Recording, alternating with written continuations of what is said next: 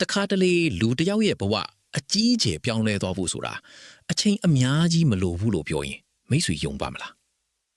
ကိုယုံကြည်မှုတိုးစေခြင်းနဲ့မိတ်ဆွေတွေအတွက်ဒီအကြောင်းအရာကအင်မတန်အရေးပါပါတယ်ဒီလူရဲ့ဘဝဘလို့ပြောင်းလဲသွားလဲဆိုတာစက်ကြည့်အောင်များ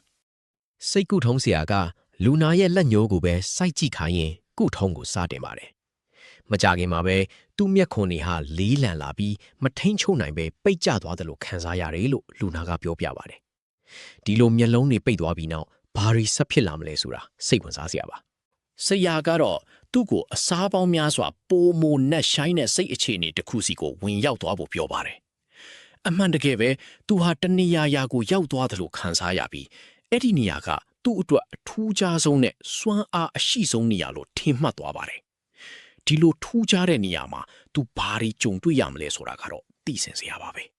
အဲ့ဒီနောက်ဆရာကအနုလက္ခဏာဆောင်တဲ့ခံစားချက်တွေပုံရိပ်တွေအတွေးတွေစိတ်ခံစားမှုတွေကိုလွှတ်ချပစ်ဖို့တိုက်တွန်းပါတယ်နှစ်ပေါင်းများစွာမြုပ်နှံထားခဲ့တဲ့အရာတွေမဖြေရှင်းပဲဖုံးကွယ်ထားခဲ့တဲ့အရာတွေအားလုံးကိုလွှတ်ချဖို့ဆရာကပြောပါတယ်အဲ့ဒီလိုလွှတ်ချခြင်းကသူ့အတွက်ဘလို့အကျိုးသက်ရောက်မှုတွေရှိလာမလဲဖိအားတွေတင်းမာမှုတွေနာကျင်မှုတွေအပြစ်ရှိတယ်ဆိုတဲ့ခံစားချက်တွေရှက်ရွံ့မှုတွေဒေါသတွေ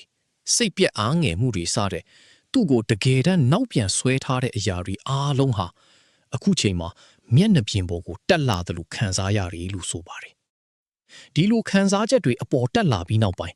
သူဘလို့အခြေအနေမျိုးကိုရောက်သွားမလဲစိတ်ကူထုံးဆရာကမျက်လုံးဖွင့်ပြီးအလားတူအရာတွေကိုပဲထပ်လုပ်ခိုင်းပါတယ်သူဟာသူ့လက်မောင်းတဲကိုထူးခြားတဲ့ခံစားမှုတစ်ခုဝင်ရောက်လာတာကိုသတိထားမိပြီးအယောင်အမျိုးမျိုးကိုလည်းမြင်တွေ့ခဲ့ရတယ်လို့ပြောပါတယ်ဒီလိုထူးခြားတဲ့အမြင်အာရုံတွေနဲ့ခံစားမှုတွေကသူ့ကိုဘယ်လိုမျိုးအပြောင်းလဲတွေဖြစ်ပေါ်စေမှာလဲနောက်ဆုံးအကြိမ်အနေနဲ့မျက်လုံးတွေပိတ်ပြီးအနှုတ်လက္ခဏာဆောင်တဲ့အရာအားလုံးကိုထပ်မံလွှတ်ချခိုင်းပါတယ်လုံလောက်လွှတ်ချပြီးတဲ့အခါမျက်လုံးဖွင့်လိုက်တာနဲ့အသစ်တစ်ယောက်လိုခံစားရလိမ့်မယ်လို့ဆရာကပြောပါတယ်ဒီတစ်ချိန်မှာတော့သူ့ရဲ့ဘဝကိုပြောင်းလဲပေးမဲ့အရာတစ်ခုကိုသူဘယ်လိုလက်ခံရရှိမလဲ ဒီချိန်မှာဆရာက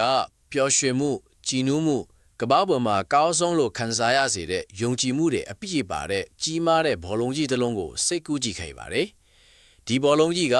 သူ့မျက်လာကိုရိုက်ခတ်လိုက်တာနဲ့သူ့ခန္ဓာကိုယ်အနှံ့အပြားခြေဖြားအထိပြန့်နှံ့သွားတယ်လို့မြင်အောင်စေပါတယ်ဒီယုံကြည်မှုတွေကသူ့ခန္ဓာကိုယ်ထဲကိုဘယ်လိုမျိုးစိတ်ဝင်ပြန့်နှံ့သွားမလဲ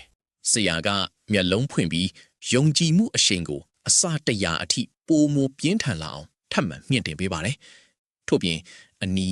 အဝါအစိမ်းအပြာပန်းရောင်အဖြူဒါမှမဟုတ်အနက်ရောင်စတဲ့အယောင်တွေကိုမြင်တွေ့ရတဲ့အခါတိုင်းဒီပျော်ရွှင်မှုဒီယုံကြည်မှုတွေဟာသူ့ခန္ဓာကိုယ်ထဲမှာပေါက်ကွဲထွက်လာမယ်လို့အကြံပြုချက်ပေးပါတယ်။ဒါဆိုသူ့ရဲ့ယုံကြည်မှုတွေကဘယ်လိုမျိုးအမှန်တကယ်ပြောင်းလဲသွားမလဲဆိုတာစက်ကြည့်အောင်ဗျာ။ဒီလိုကုထုံးပြီးမှလူနာရဲ့ယုံကြည်မှုအားလုံးဟာလုံးဝပြောင်းလဲသွားခဲ့ပါတယ်။တခါတရံမှာစိတ်ပိုင်းဆိုင်ရာပြောင်းလဲမှုတွေဟာကျွန်တော်တို့ထင်ထားတာထက်ပိုမိုမြန်ဆန်ပြီးထိရောက်မှုရှိနိုင်တယ်ဆိုတာဒီဖြစ်ရပ်ကနေသင်ခန်းစာရရှိနိုင်ပါတယ်။ဒီလိုမျိုးစိတ်အင်အားတွေကိုအသုံးချပြီးကိုတိုးတက်အောင်ဘယ်လိုလှုပ်ဆောင်နိုင်လဲဆိုတာကိုစိတ်ဝင်စားတယ်ဆိုရင်ကျွန်တော်တို့ရဲ့နောက်ထပ်ဗီဒီယိုလေးကိုစောင့်မျှော်ကြည့်ရှုနိုင်ပါတယ်